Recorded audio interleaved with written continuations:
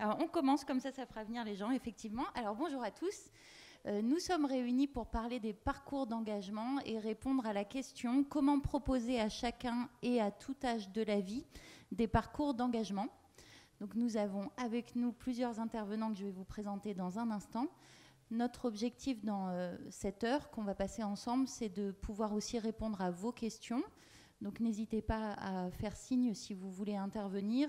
On trouvera les moyens de le faire. On va fonctionner en 2 temps. Un premier temps autour des dynamiques d'engagement et ce qui amorce finalement les parcours d'engagement. Et un deuxième temps sur l'engagement pour tous et par tous. Donc comment on fait en sorte que chaque citoyen puisse se sentir investi et amorcer un parcours d'engagement. Donc je vous présente tout de suite nos invités qui sont d'abord Marion Bernard de la Jartre, qui est bénévole à la Croix-Rouge, Jérôme Crémoni, qui est professeur en collège et qui est également bénévole à la Croix-Rouge et coordinateur d'une option Croix-Rouge dans un collège, Yannick Blanc, qui est haut-commissaire à l'engagement et qui est par ailleurs bénévole dans plusieurs associations, dont la Fonda, et Louis-Xavier Leca, qui est fondateur et directeur de l'association La Cloche, dont il nous présentera les actions dans un moment. Comment ?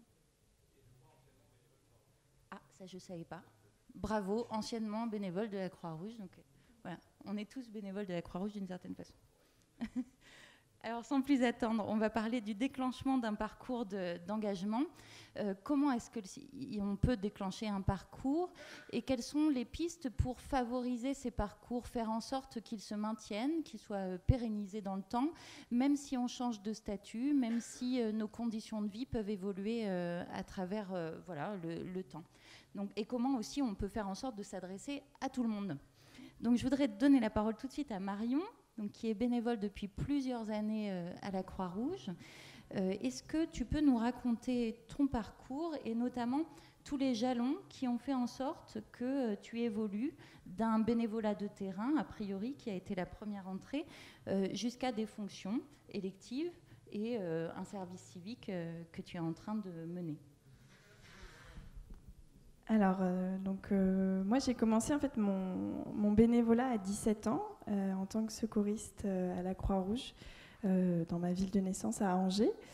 Et en fait, très vite, je m'y suis complètement épanouie dans un moment de ma vie où j'étais en pleine croissance et en pleine construction à la fois de mon projet d'avenir et de moi-même. Et en fait, donc très vite, j'ai pris des responsabilités pour très local, animer les équipes des secouristes, des choses comme ça. Et donc, au sein de mon unité locale, en fait, le secrétaire à l'époque m'a proposé de suivre une formation mise en place à cette époque par la Croix-Rouge et la Dynamique Jeunesse, qui était du coup une formation autour du leadership. Et donc voilà, donc je suis partie faire cette formation en Belgique pendant une semaine. Et donc, ça a été un premier déclic pour moi, parce que du coup, je me suis ouverte à un autre bénévolat possible, tout en restant bénévole à la Croix-Rouge française, qui était du coup de m'investir un peu plus autour des actions jeunesse au sein de la Croix-Rouge française. Et donc, petit à petit, j'ai pris en compétence à travers à la fois des formations qui nous étaient proposées, puisqu'on a quand même cette chance-là au niveau de la Croix-Rouge quand on est jeune et quand on est bénévole, ou service civique aussi, de pouvoir suivre un certain nombre de formations, de pouvoir s'insérer dans un réseau avec plein de bénévoles jeunesse qui du coup, je pense, permettent de renforcer notre engagement et notre envie d'agir encore plus. Donc voilà, donc je suis devenue responsable locale jeunesse sur Bordeaux, là où je poursuivais mes études. Et puis petit à petit, voilà, j'ai pris en compétence, je suis devenue élue à la Croix-Rouge de Bordeaux, donc au niveau de l'unité locale de Bordeaux. Et notamment, il y a un autre un peu déclic, je pense, qui du coup a aussi contribué au fait qu'aujourd'hui je suis en service civique, c'est le parcours qu'on a suivi pendant 1 an avec d'autres jeunes de la Croix-Rouge française et de l'Association des paralysés de France, qui s'appelle la Masterclass, qui est plus qu'une formation sur quelques jours, qui est un parcours sur 1 an vraiment d'accompagnement personnel et collectif, et qui m'a fait à la fois du coup faire émerger un certain nombre d'idées dans ma tête, mais surtout m'a permis de rencontrer plein d'autres jeunes par le biais de l'Institut de l'engagement qui est partenaire de ce programme, pour justement, qui était comme moi, avec plein de projets, avec plein de belles idées, et qui avaient aussi envie d'agir pour la société, et qui se lançaient à fond dans leurs projets. Et donc moi, à ce moment-là, j'étais en contrat de travail suite à mes études, et en fait, moi, je me suis dit, pourquoi pas moi ? Pourquoi moi, je peux pas moi aussi me lancer dans un projet dans lequel je crois, un projet que j'avais créé avec des copains en sortant de nos études d'urbanisme, qui était du coup un collectif qui met en place des démarches participatives dans les territoires ruraux, dans des objectifs de revitalisation de ces territoires. Et donc voilà, donc j'ai quitté mon travail et aujourd'hui je fais un service civique qu'on appelle un service civique d'initiative, donc qui est encore un peu en expérimentation, mais qui me permet de me consacrer pleinement au développement de mon projet à travers un accompagnement par une association et tout. Donc voilà, donc du coup, je pense que les différents déclics et les différents jalons sont à la fois construits par des formations, par des pairs qui m'ont repéré au sein de l'association pour me faire évoluer dans mon parcours, et puis par une dynamique de groupe, des rencontres qui m'ont porté au fur et à mesure de mon engagement. Et tu parlais aussi, quand on a un peu préparé ce temps d'échange, des permanences assurées par les bénévoles de la Croix-Rouge, qui faisaient que quand on arrive dans une unité locale, on est accueilli, on a une ressource à laquelle on peut faire appel en permanence, ou en tout cas de façon très régulière, et que cette dynamique des portes ouvertes est très importante pour que les gens franchissent la porte, mais en plus aient envie de rester, une fois qu'on sent qu'on peut avoir du soutien. Ouais, je pense que ce qui est très important quand on s'engage, c'est déjà quand même cet effort qui est fait de se dire, bon, maintenant j'ai envie de donner du temps pour telle ou telle activité ou tel besoin que j'ai repéré sur mon territoire. Et souvent, en fait, on remarque, et moi je le remarque sur mon territoire à Bordeaux, que c'est vraiment ces premiers mois, ces premières semaines qui sont décisifs pour que le bénévole ait envie de continuer vraiment à s'investir. Et je pense qu'effectivement, de créer ces conditions, que ce soit par des permanences régulières où les bénévoles ont l'occasion de rencontrer les autres bénévoles, d'échanger avec eux, d'être très vite sur l'action de terrain, parce que parfois, on a une lourdeur de nous dire il faut faire telle ou telle formation, il faut faire telle ou telle réunion, avant de vraiment être sur le terrain, et c'est ce qui, je pense, parfois rebute un peu certaines personnes à rester. Mais voilà, c'est ces conditions de rencontres et régulières, avec un cadre un petit peu fixe, qui peuvent après permettre un engagement plus régulier et plus périn dans le temps. Ouais. Directement se sentir utile et se sentir appuyé dans l'engagement qu'on commence. Merci beaucoup. Alors Jérôme, qui est donc professeur en collège, et qui anime une option Croix-Rouge. Donc, je voudrais d'abord que tu nous présentes l'option Croix-Rouge pour nous expliquer comment ça fonctionne, ce qui est proposé, et que tu puisses nous dire quel impact, d'après toi, a cette filière sur les collégiens en fonction de leur situation. Qu'est-ce que tu remarques comme changement une fois qu'on est installé dans cette option ? Alors, l'option Croix-Rouge est une option qui existe dans 7 établissements en France pour l'instant et qui a vocation à se développer de plus en plus, vu les expériences qui ont eu lieu ces 2 dernières années. Dans le collège dans lequel je travaille, l'option Croix-Rouge, c'est un espace dans lequel on propose aux élèves de capitaliser leur énergie en fait, en direction des autres. Donc, cet espace-là leur propose d'abord des formations au premier secours, déjà, des formations pour être initiateurs de premier secours, donc ça permet à nos élèves de former les petits primaires, de former nos élèves de 5e. On a également des formations pour apprendre à mener des projets, à lutter contre les discriminations, des formations contre les addictions. Donc on essaie vraiment de préparer un petit peu l'élève au sein de sa fibre citoyenne déjà. Et au-delà de ces formations, on a des temps de construction de projets qui sont très concrets. Donc on a des groupes d'élèves qui se créent et qui décident de se positionner sur le type de public qu'ils veulent aider. Et sur l'année scolaire, ils montent un projet eux-mêmes de A à Z, c'est-à-dire qu'ils prennent contact avec les responsables d'entreprise, avec les responsables d'associations, ils écrivent les mails, ils téléphonent, ils trouvent la logistique. Donc ils construisent leur projet pour essayer d'apporter un petit peu plus de bonheur à certains publics défavorisés. Donc concrètement, ça nous amène à avoir eu un projet autour de la création d'un jardin solidaire. Donc au sein de notre établissement, on a des fruits et des légumes qui poussent derrière le bâtiment. Et donc, on a nos élèves qui viennent récolter ces fruits et ces légumes et qui viennent les donner donc, à l'unité locale de la Croix-Rouge pour qu'ils puissent ensuite être redistribués aux personnes dans le besoin. On a également des projets autour d'après-midi récréatifs pour les enfants malades de l'hôpital local. Après-midi récréatif aussi dans les maisons de retraite pour les personnes âgées. On a également des rencontres sportives qui sont organisées avec les jeunes migrants qui sont donc basés sur notre village. Et puis on a aussi des rencontres sportives avec tout le monde du handicap, ce qui permet donc de rencontrer différents publics, d'intervenir auprès de ces différents publics et donc d'enrichir les expériences de nos collégiens. Et comment les collégiens arrivent à cette option? Comment ils font ce choix? Alors, nous, c'était la première année où on l'a mise en place, donc on l'a simplement proposé, c'était du bouche à oreille. On est allé voir certains élèves qu'on avait ciblés dans un premier temps dans la cour en les sachant plutôt investis au niveau de l'association sportive, au niveau des options de l'établissement. On leur a proposé, il y a eu tout de suite un gros enthousiasme par rapport à ça. Ce qui nous a permis de créer un groupe d'une trentaine d'élèves cette année qui va de la 6e à la 3e. Et pour l'année prochaine, on a proposé aux familles donc, d'inscrire leurs enfants. Et alors je ne sais pas encore comment on va gérer ça, mais on est un peu victime de notre succès. Là, on a plus de 70 enfants qui voudraient participer à cette option. Et en termes de gestion et d'organisation, c'est à nous de travailler maintenant, de voir comment on va faire. Mais donc ça montre l'engouement au niveau des familles aussi. On a beaucoup de parents d'élèves qui sont venus nous voir en disant ce que vous faites c'est génial, est-ce qu'on peut vous aider avec notre entreprise, avec l'association dans laquelle moi j'interviens. Enfin, on a vraiment réussi à créer un réseau qui était intéressant au bénéfice de l'élève et au bénéfice donc, des gens qui en ont besoin.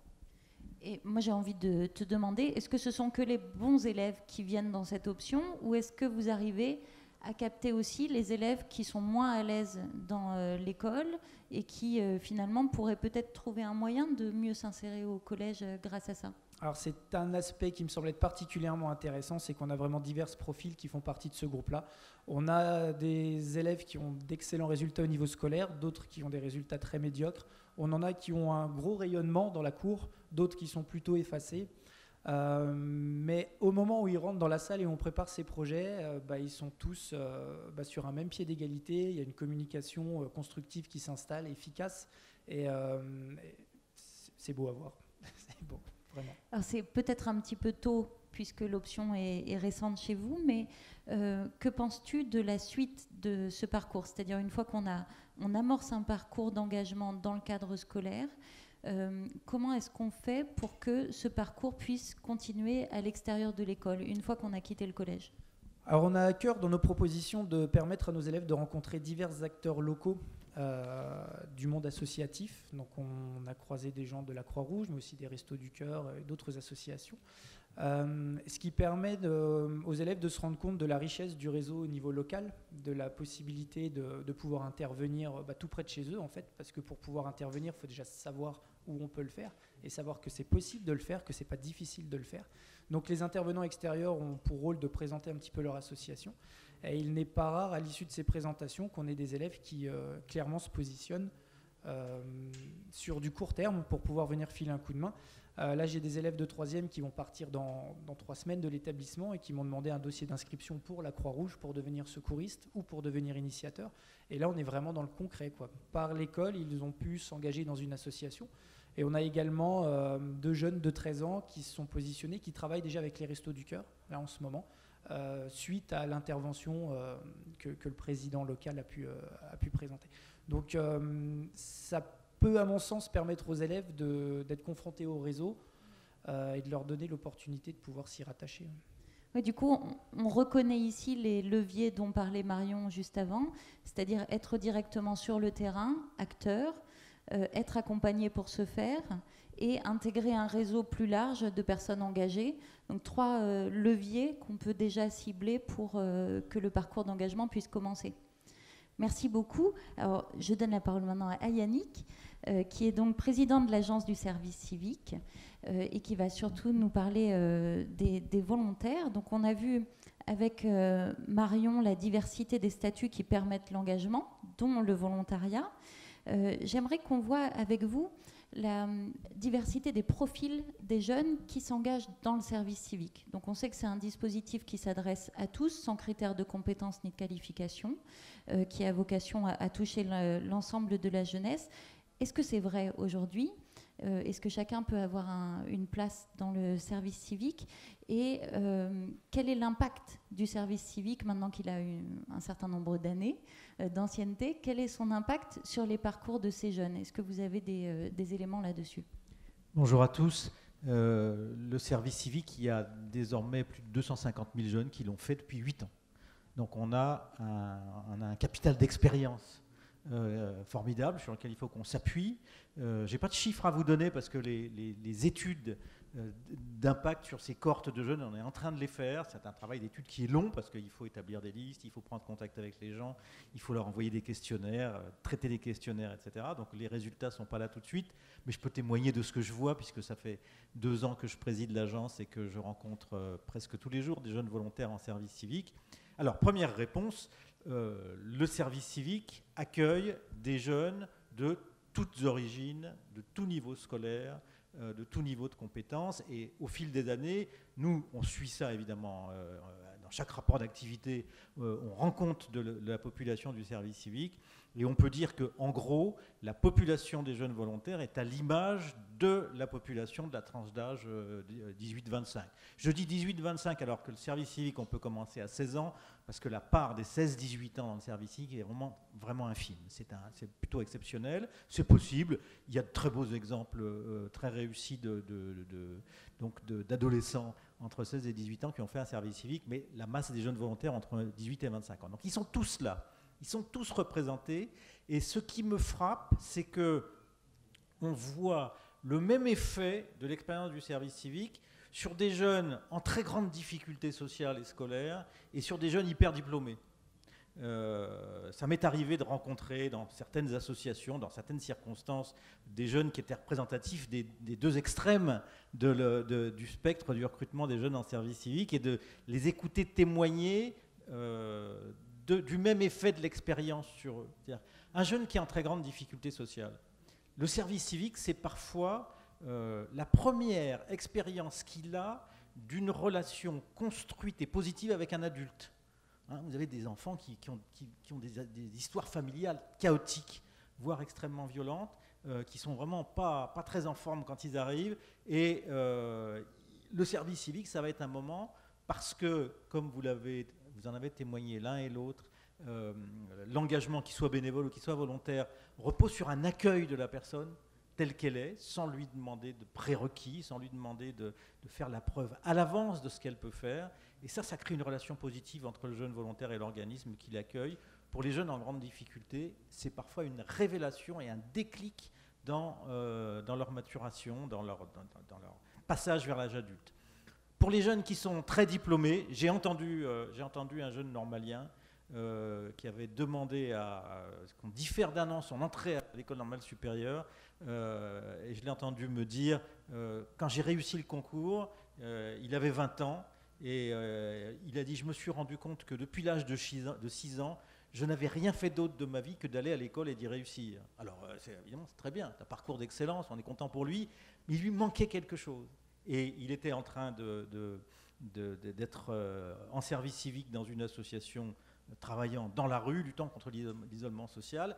Et ce garçon me racontait qu'il était en train d'apprendre une quantité de choses considérables qu'il n'avait jamais apprises à l'école. Donc, vous voyez, dans les 2 cas de figure, et les 2 témoignages de Marion et de Jérôme qu'on a entendus nous confirment ça, il y a une relation très étroite entre la situation où on peut s'engager et l'apprentissage. On apprend quand on est bénévole, quand on s'engage, quand on est volontaire, quand on décide de prendre des responsabilités, quand on décide d'aller vers les autres, quand on décide d'être dans l'action, on apprend. Et c'est une fonction fondamentale des organismes, de ce que dans le jargon du service civique on appelle des organismes d'accueil, et qui à 80% sont des associations. Et c'est une tâche fondamentale des associations à l'égard de leurs bénévoles que d'être attentive à ce parcours d'apprentissage. Peut-être que c'est l'occasion du coup de parler de la fonction des tuteurs. qui a un rôle fondamental dans le service civique. Donc chaque volontaire a un tuteur qui s'occupe de lui et de son parcours, à la fois son parcours d'engagé, donc auprès des publics dans sa mission, mais aussi dans la vision de son projet d'avenir. Est-ce que vous pouvez nous dire un mot de ça, de cette articulation qui a été faite dès la loi de 2010 sur le service civique entre le parcours d'engagement et le futur professionnel ou de formation ou autre des jeunes qui s'engagent? La question du tutorat est une question sensible parce que lorsqu'on interroge des jeunes volontaires et qu'on leur demande qu'est-ce qui ne va pas dans le service civique, on entend souvent dire le tuteur n'a pas vraiment fait son boulot, ça ne s'est pas forcément bien passé, etc. Donc là, il y a une responsabilité énorme. Et quand on parle avec les tuteurs, ce qu'on entend de positif comme témoignage, c'est que accepter de devenir tuteur du service civique, c'est un investissement. Bon, il y a une petite formation à faire pour comprendre ce que c'est que le service civique, mais s'occuper d'un jeune qui arrive, repérer ce qu'il peut faire, ce qu'il a envie de faire, lui trouver sa place dans l'organisme, être à son écoute, etc. Ça demande quand même d'abord des aptitudes et puis de se mobiliser. Et dans les organismes publics qu'on a un peu obligés à accueillir des jeunes en service civique, on entend presque toujours la même histoire. C'est-à-dire quand il a fallu s'y mettre, les gens ont râlé sur le thème « on me fait faire ça en plus du boulot que j'ai déjà et du boulot j'en ai jusque-là ». Martin Hirsch a assez habilement négocié à la PHP et dans les hôpitaux de Paris. Il accueille 300 jeunes volontaires en service civique et il a su négocier avec les personnels de la PHP, qui sont les tuteurs, des petites marges de manœuvre sur les heures supplémentaires pour faire passer cet effort supplémentaire. Et puis, une fois que la mission est en route, une fois que le pli est pris, une fois que les tuteurs commencent à comprendre comment ça fonctionne, les histoires que j'entends sont toujours les mêmes. C'est-à-dire qu'à la fin de la première mission, ils sont pressés de recevoir un deuxième volontaire sur le même poste. Parce qu'eux aussi, ils ressentent très profondément les vibrations positives qu'il y a dans leur relation avec le jeune volontaire. C'est une relation qui ne ressemble à rien d'autre. Ça n'est ni une relation d'un prof avec un élève, ni une relation d'un parent avec un enfant, ni une relation d'un animateur avec un gamin qui est en vacances ou dans un centre de loisirs. Il se passe autre chose dans le partage de l'action, dans le partage de la responsabilité, dans le fait que l'un et l'autre sont dans une relation d'engagement. Parce que le tuteur, pour être un tuteur, il faut qu'il soit engagé, non seulement vis-à-vis du jeune qui l'accueille, mais pour être efficace dans sa fonction de tuteur, il faut qu'il soit engagé dans son boulot. Il faut qu'il ait cette vision de l'engagement professionnel. Et s'il n'était pas complètement engagé 24 heures sur 24 dans son métier, ce qui arrive à tout le monde, la relation avec le jeune volontaire crée une exigence pour lui et tout le monde est tiré vers le haut. Donc on peut là identifier un quatrième levier dans la création de ces parcours d'engagement dans nos structures, qui serait aussi l'implication de l'accompagnant, et sa satisfaction en tant qu'accompagnant. C'est-à-dire il faut que ce soit une source de joie et d'engagement supplémentaire de la part de ceux qui se proposent pour le faire. Merci beaucoup. Alors, on arrive à la fin de ce premier temps d'échange. Est-ce que vous avez des questions, des remarques à faire et l'envie de prendre la parole? C'est tout à fait possible. Oui.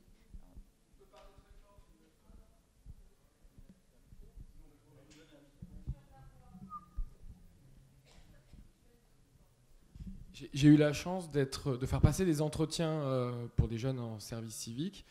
Et en plus de rencontrer les jeunes de l'option Croix-Rouge, et honnêtement, juste petite remarque, je conseille à tout le monde d'aller vers eux, de les rencontrer, etc. Parce que c'est une source d'énergie à l'état pur. C'est extraordinaire de rencontrer tous ces jeunes.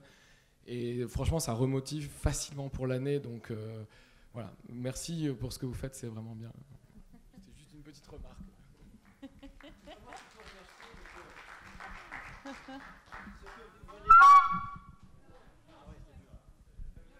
C'est pas moi qu'il faut remercier parce que ce que vous venez de décrire, moi j'ai le privilège d'être le président de l'agence du service civique, donc je le vis tous les jours. Est-ce qu'il y a d'autres questions, remarques? Oui. Sans passer devant. Ouais.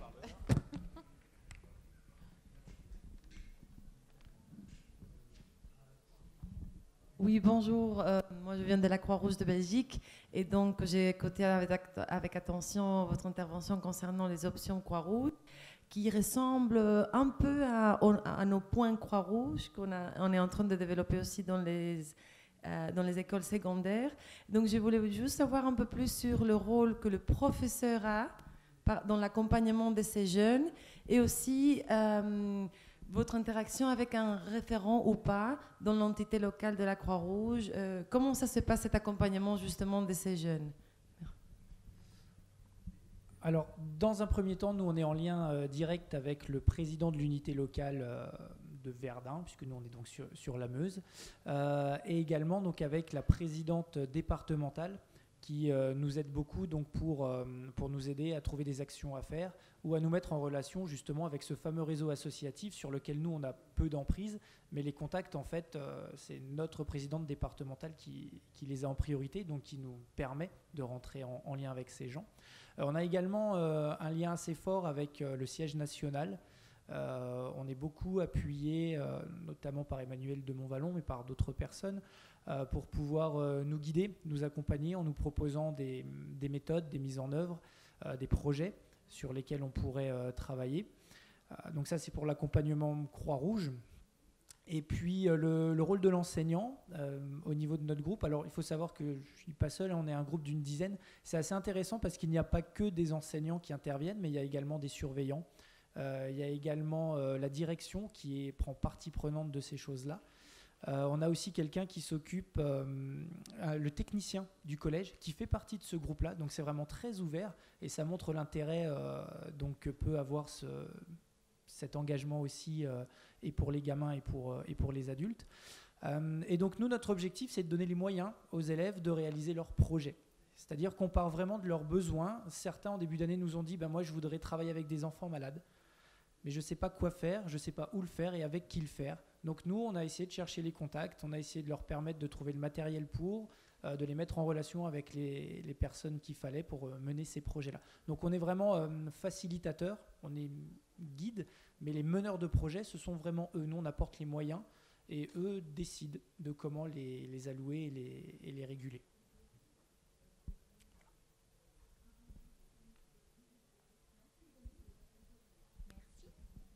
D'autres questions? Oui.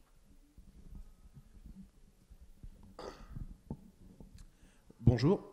Alors, j'ai une question également pour toi, puisque tu es un collègue, puisque je suis aussi enseignant. Et je voulais savoir comment ça s'était passé pour mettre en place cette option. Est-ce que au niveau des heures élèves, il y avait une marge, enfin c'était pris sur la marge? Est-ce que c'est une dotation supplémentaire qui a été donnée? Et surtout, ensuite, comment ça se passe pour justement choisir l'équipe qui va organiser tout cela? Alors, tu as dit qu'il y avait beaucoup de professeurs, des surveillants, même la direction. En gros, comment ça s'organise concrètement? Alors, cette année, concrètement, ça s'est fait un petit peu dans des conditions un peu délicates, dans la mesure où on a lancé ça à partir du mois d'octobre. Donc, les moyens étaient déjà alloués, les emplois du temps étaient déjà partis. Donc, du coup, on avait peu de moyens d'intervention sur ces choses-là. Donc, on proposait des créneaux tous les vendredis de 1h à 2h. Donc, sur un temps où il n'y a pas cours. Avec des élèves qui parfois avaient déjà des options programmées dessus, donc ils venaient ou pas, enfin voilà, c'était un petit peu aléatoire.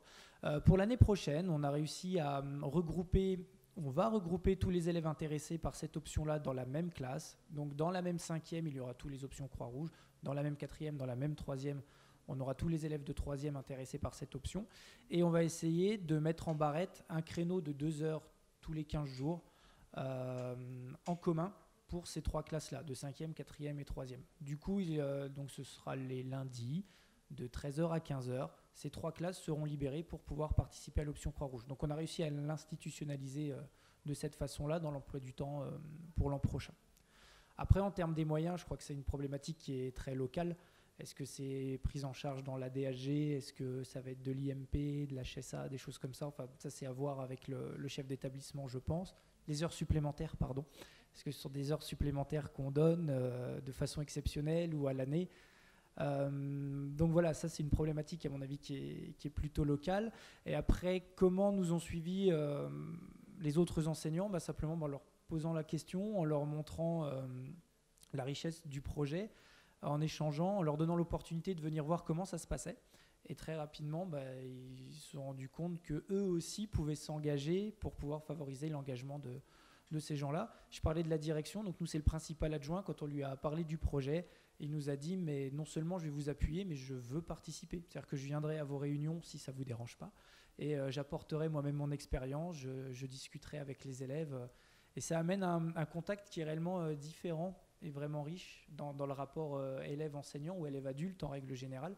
Et ça se voit dans la cour ou autre, quand on parle avec ces élèves-là, quand ces élèves-là discutent avec le technicien ou avec le surveillant, c'est un autre rapport qui s'est installé, c'est différent.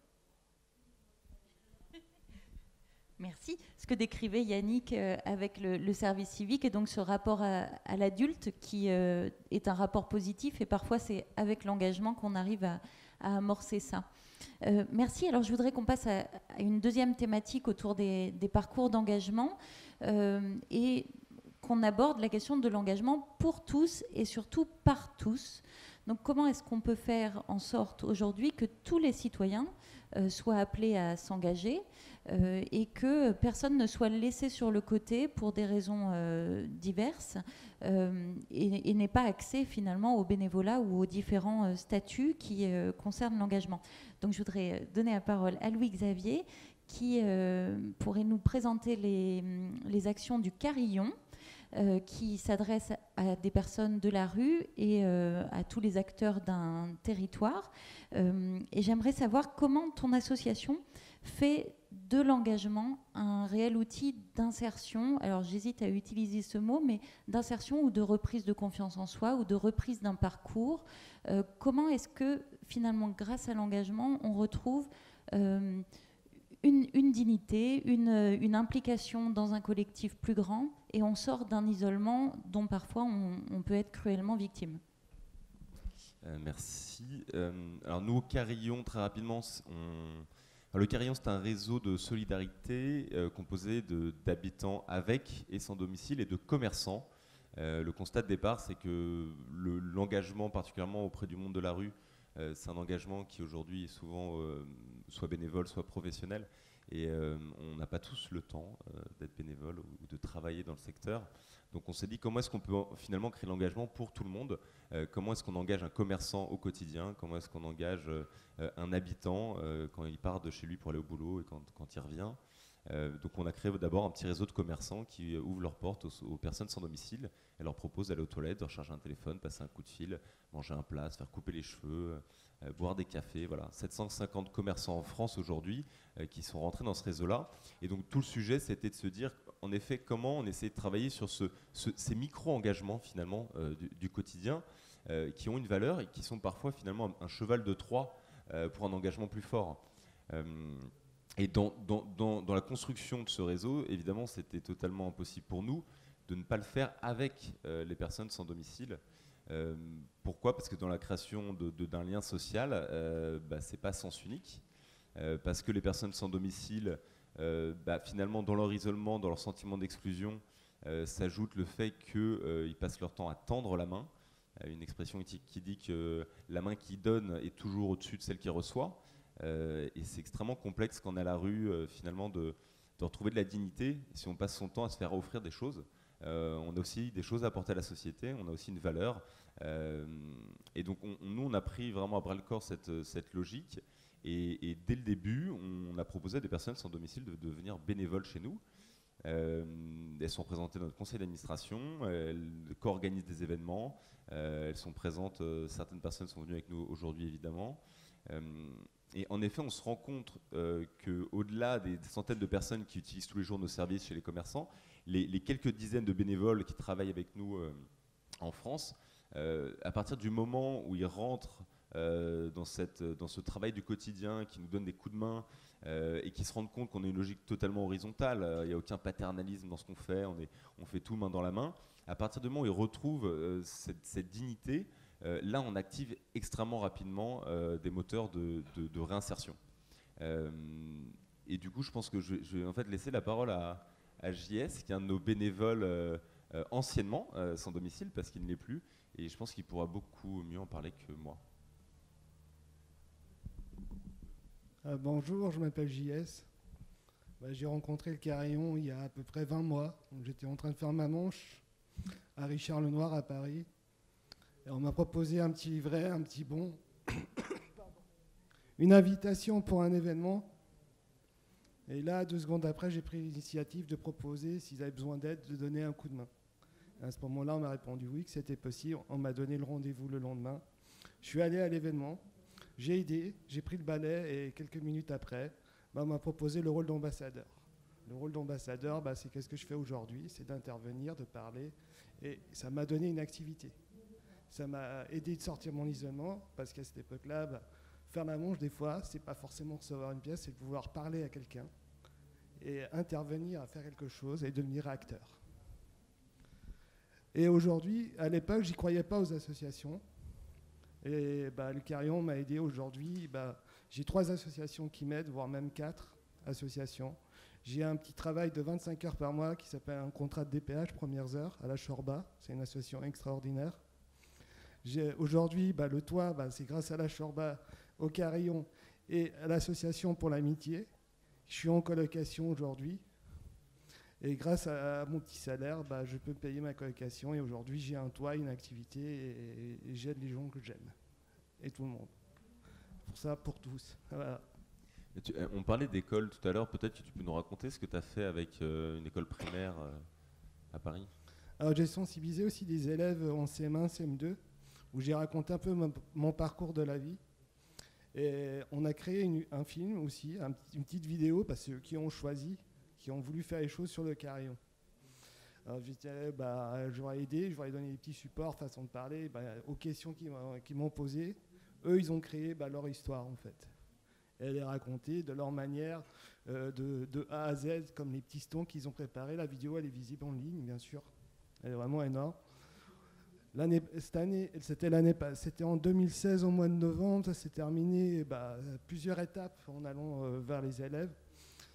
C'est terminé en 2017 et aujourd'hui, il y a quelques semaines, je suis retourné dans la classe avec des nouveaux élèves et je les ai sensibilisés, bien sûr, au Carillon parce qu'ils aiment ça. Et ils sont même intervenus par eux-mêmes à leur fête de fin d'année. Ils ont même parlé du Carillon. Et qu'est-ce qu'ils ont ressorti de moi? Ils ont sorti les mêmes mots que j'ai sortis. Et aujourd'hui, même eux, aujourd'hui, sont solidaires, ils font des sourires aux copains de la rue. Ils leur disent bonjour. Merci.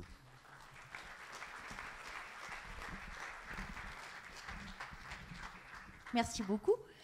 On se rend compte du coup que le levier qu'on avait identifié tout à l'heure d'être actif et d'être tout de suite sur le terrain, même avec des actions qui peuvent paraître minimes et très, très simples, donner un café, ouvrir ses toilettes aux personnes, c'est important. Et là, dans votre témoignage, on se rend compte aussi qu'il y a une chaîne qui se crée. Le jour où vous intervenez dans une école, ces enfants sensibilisés deviennent à leur tour acteurs. On passe finalement du discours à l'action et on a une chaîne vertueuse qui se met en place. Je trouve que là, on retrouve aussi la dynamique de la Croix-Rouge actuelle qui cherche à être dans un vrai rapport de réciprocité dans l'action. Est-ce que tu aurais, toi, des trucs et astuces à nous donner sur justement les moteurs d'engagement pour associer encore plus de gens, aller les chercher pour qu'ils y participent aux activités? Alors, dans des formats qui peuvent rester informels d'ailleurs. C'est-à-dire que vos bénévoles ne sont pas... est-ce qu'ils sont adhérents? Est-ce qu'il y a des statuts comme ça qui existent? Ou est-ce que c'est un bénévolat plus, j'allais dire souple, mais ce serait sans doute pas le bon mot, mais en tout cas plus informel, moins structuré, mais finalement qui fonctionne tout autant? La question c'est plutôt autour des bénévoles usagers ou tout le bénévolat? N'importe en fait. Je pense que les leviers sont assez simples. Pour nous, c'est évidemment la flexibilité. On a des commerçants qui s'engagent à ouvrir juste leurs toilettes. On a des commerçants qui offrent 15 services, qui offrent dans le mois 3 paires de lunettes, d'autres qui offrent 40 plats. Finalement, chacun il prend un peu ce qu'il peut et ce qu'il veut. Et on pense que c'est important que chacun y trouve une forme d'engagement. Après, en effet, nous, ce qui marche plutôt bien, c'est vraiment cet esprit très participatif, le plus horizontal possible. Dans toutes les activités qu'on fait, on travaille beaucoup sur le changement de regard. Donc forcément, il faut juste donner la parole aux gens qui sont les acteurs. Nous, on essaie de casser les logiques de charité descendante. Donc forcément, c'est aux personnes qui ont connu la rue de parler de la rue. Ce qui marche bien, évidemment, c'est tout ce qui est un peu les phénomènes ou les formations de vulgarisation. Nous, pour engager les citoyens, et pas forcément qu'au Carillon, mais dans leur vie de tous les jours, on va faire des formations sur comment aller vers une personne sans abri, comment l'aborder. C'est pas toujours simple, hein, malheureusement. Et dans ces formations, voilà, ça va durer 1h30, 2 heures, sans soirée, c'est très léger. C'est toujours avec des personnes sans domicile. C'est beaucoup dans l'échange. On rigole aussi beaucoup. Enfin, voilà, on essaie de démystifier, de déculpabiliser les gens. C'est extrêmement important. Donc voilà, moi, les clés, c'est vraiment proposer du tout petit engagement. C'est parfois une porte d'entrée. Et puis s'adapter aux envies finalement. On a des commerçants qui nous ont proposé des choses qui étaient en dehors de notre modèle. On n'avait pas pensé aux lunettes sur mesure au début. On a un opticien qui tout de suite a voulu offrir des paires de lunettes. JS en porte une. Et c'est des paires de lunettes sur mesure de qualité. Et il considère que c'est normal d'offrir à des personnes de la rue la même qualité de service qu'à tout un chacun. Et j'ai retrouvé la vue grâce au commerçant solidaire du Carillon, Arthéo, vraiment un gars énorme. J'ai une paire de lunettes, je mets du temps à m'adapter parce que 20 ans sans lunettes, j'ai mis du temps et je me réadapte gentiment. Et je dis merci au Carillon, quoi.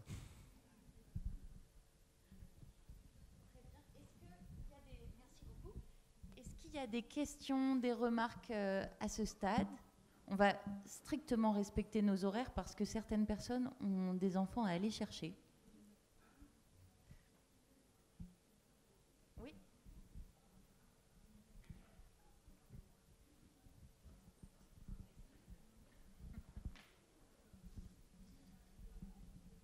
Bon, moi j'ai 2 questions. D'abord au monsieur de la Croix-Rouge pour les enfants, là. Je suis de la Croix-Rouge de Dijon. Alors, j'aimerais savoir, est-ce qu'il est possible pour vous d'organiser des tournois ouverts à d'autres enfants, c'est-à-dire de la France, par exemple? Parce que ce que vous faites, c'est très intéressant, mais on aimerait bien que ça existe chez nous aussi. Mais ce n'est pas évident pour l'instant, c'est des projets à mettre en place, il faut réfléchir, il faut trouver les personnes compétentes. Mais est-ce que déjà, à votre niveau, vous pouvez à Paris, ici en France, c'est Paris, Seine-Saint-Denis, c'est ça? Organiser des tournois ouverts et puis vous informer la Croix-Rouge d'autres régions. Comme ça, nous qui avons des enfants, on peut les inscrire. Parce que j'aime bien, vu que c'est bien que les enfants pensent à autre chose qu'au téléphone, Internet, tout ça, vous voyez. Moi, je suis intéressée parce que j'ai 2 petits garçons, mais c'est tout le temps Internet, téléphone, Internet. Bon, j'aimerais bien qu'ils pensent un peu au bénévolat, des choses comme ça, aider les autres. Et puis, Carillon aussi, je suis bien intéressée. Est-ce que vous pouvez également, à l'avenir peut-être, c'est peut-être aussi des choses à voir dans quelle mesure vous pouvez passer dans des petites villes comme Dijon, par exemple, proposer aux gens, faire des séances de formation, déjà informer de ce qui se passe, parce que ça fait toujours mal de voir des gens dans la rue. C'est toujours quelque chose, quoi. Et quand on pense qu'il y a des choses comme ça, c'est très intéressant. Moi, je partirais bien à Dijon avec toutes ces nouvelles-là. Mais du coup, j'ai envie de déménager. J'ai l'impression qu'ici, oui, parce qu'il y a tellement de belles choses. Donc, pensez en nous, pensez aux petites villes, s'il vous plaît. Comment vous êtes Merci. Alors, comme je le précisais au début de l'intervention, donc pour l'instant, il n'y a que 7 établissements qui travaillent autour de l'option Croix-Rouge. Par contre, c'est très, très simple à mettre en place. C'est-à-dire que si on arrive à avoir 1 ou 2 enseignants qui sont sensibilisés à cette chose-là, qui sont appuyés par leur direction, ça part tout de suite. Il n'y a pas besoin de gros moyens, il y a juste besoin d'envie, d'aider les autres. Ça, les enseignants et d'autres personnes l'ont, les enfants l'ont. Donc vous pouvez, je pense, au sein de l'école dans laquelle vous pouvez peut-être parfois aller ou intervenir, ou qui est proche de chez vous, peut-être proposer ces choses-là en leur disant bien que ça existe ailleurs. Et si moi je pouvais aider d'une manière ou d'une autre en étant présent ou en envoyant un petit mail, en passant un petit coup de fil pour expliquer des choses, je le ferai avec plaisir. Mais nous, on habite un peu loin de Dijon, on est de Verdun, en Meuse. On vous inviterait avec plaisir. On pourrait se déplacer également, c'est pas tout près, mais on peut également aussi échanger et peut-être prévoir des projets en commun. Mais en tout cas, soyez confiante. Enfin, vous pouvez, vous, à votre niveau, peut-être simplement en parlant, initier des choses au sein de l'établissement ou des établissements scolaires qui rayonnent autour de chez vous. C'est possible.